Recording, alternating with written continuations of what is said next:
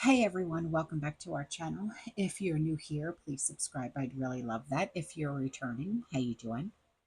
What we're going to be talking about right now is what people are seeing and experiencing in everyday life when it comes to being of the prepared mind. And I get sent pictures, videos, emails, and links. And if there's anything that you would like to send me for a video, my email is in the description box below. So this first article comes in from a community member, and it states that milk, I, I don't know how this is even possible, from dairy cows in Texas and Kansas have tested positive for the bird flu. And that's what U.S. officials are now saying. And the officials with the Texas Animal Health Commission confirmed that the flu is the type A H5N1 strain, known for decades to cause outbreaks in birds and to occasionally hurt people. And the virus is affecting older dairy cows in those states and also in New Mexico, causing decreased lactation and low appetite.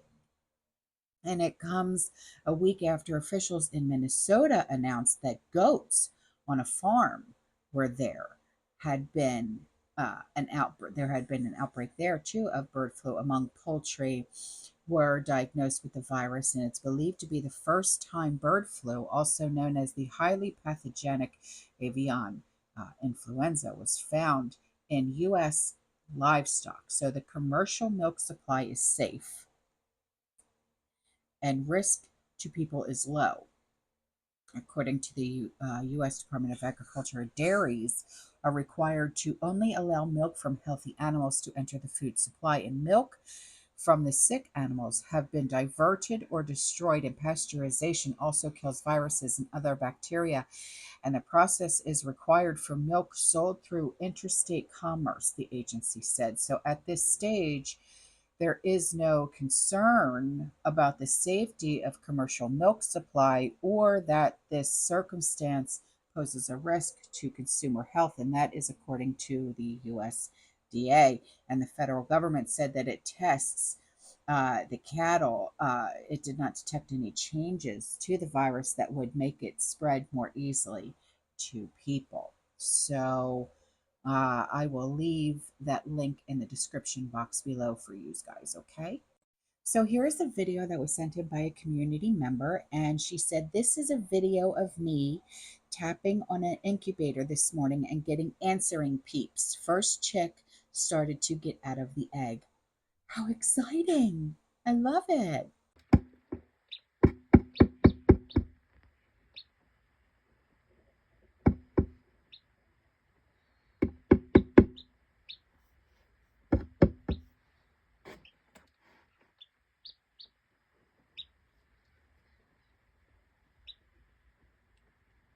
So here is an article that was sent in by a community member, okay? And I will read a little bit of it to you, and then I'll leave the link in the description box below.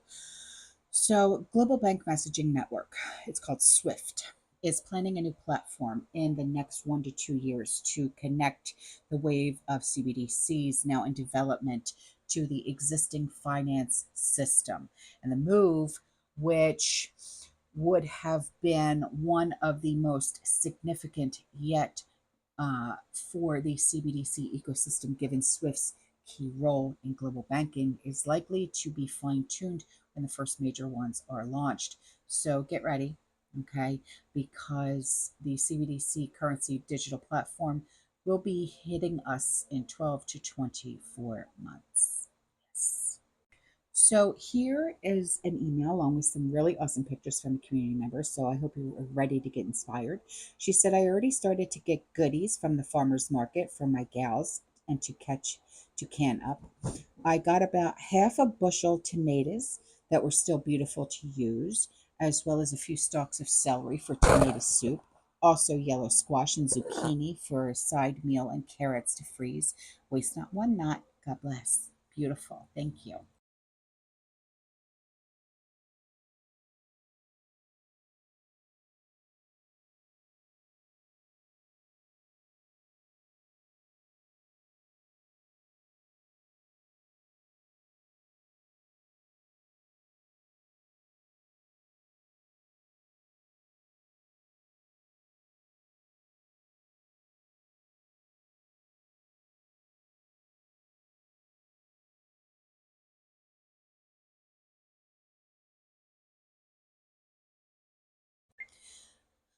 So here is a article that was sent in by a community member, and this is happening in Colorado.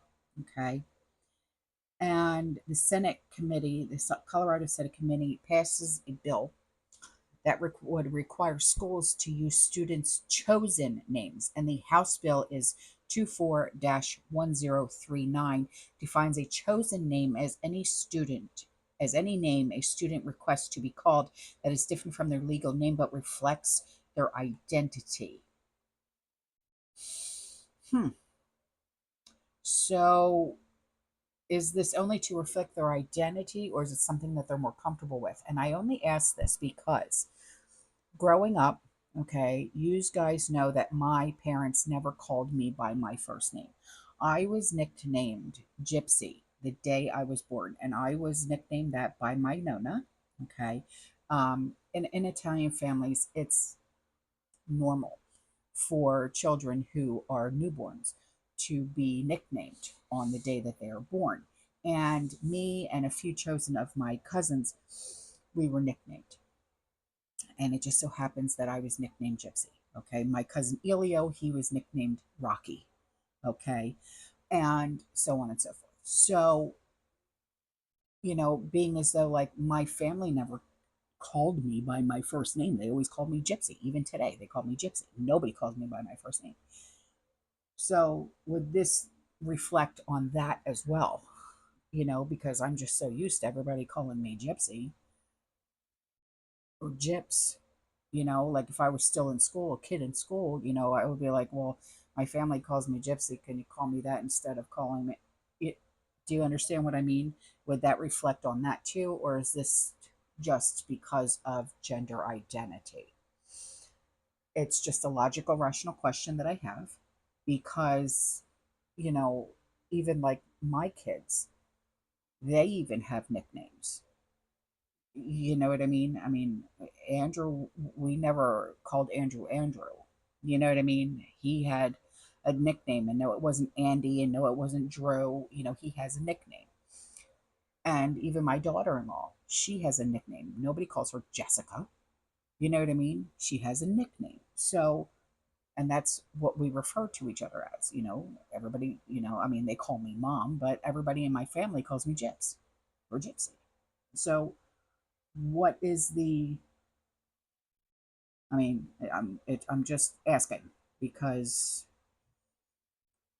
you know, and would the parents know?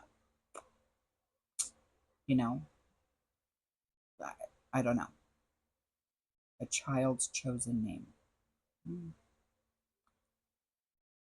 Because in school, they always called me by my birth name. They didn't call me Gypsy. But then again, I went to Catholic school, so I don't know. Commercial break.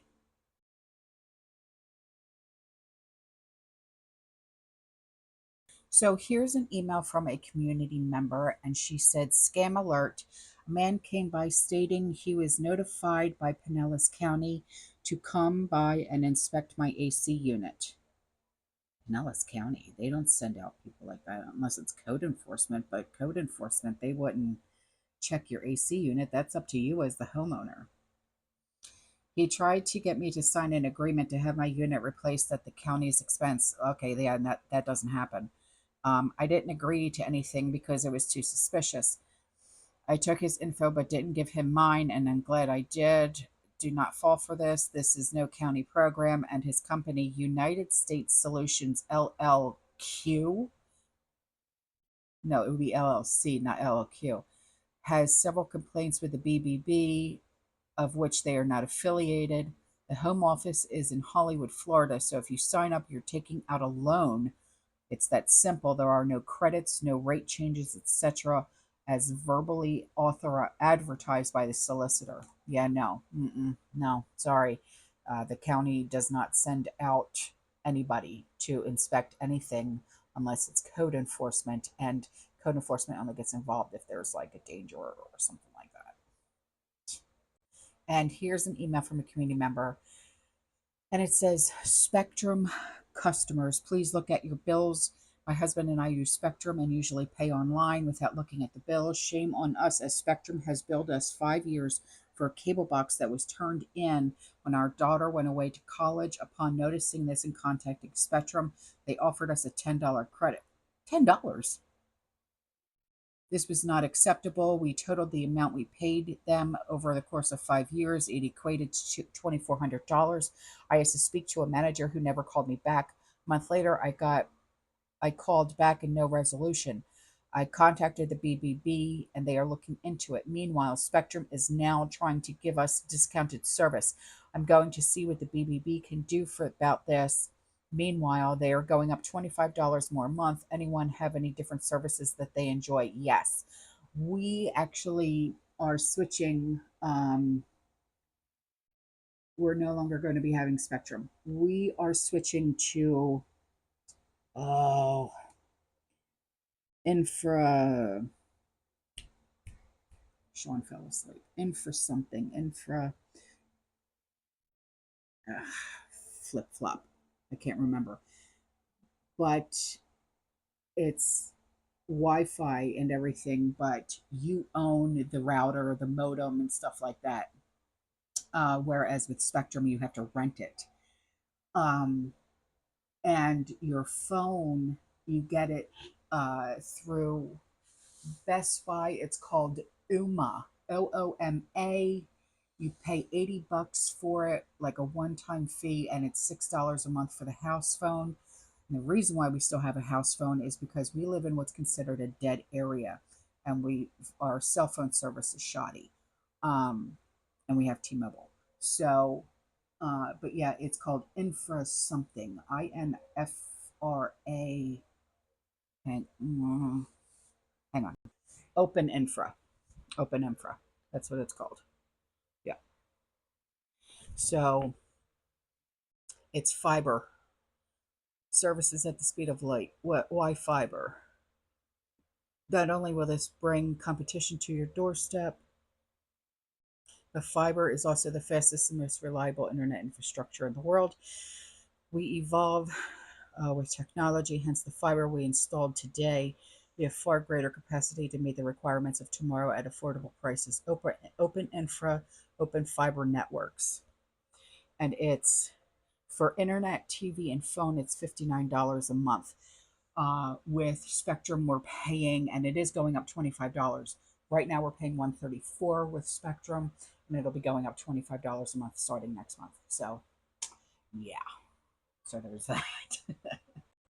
And now for a commercial break from my wise ass meme guy, who I just absolutely adore. He said, I don't get as many ideas as I used to, but this just came to me just now. All right, you.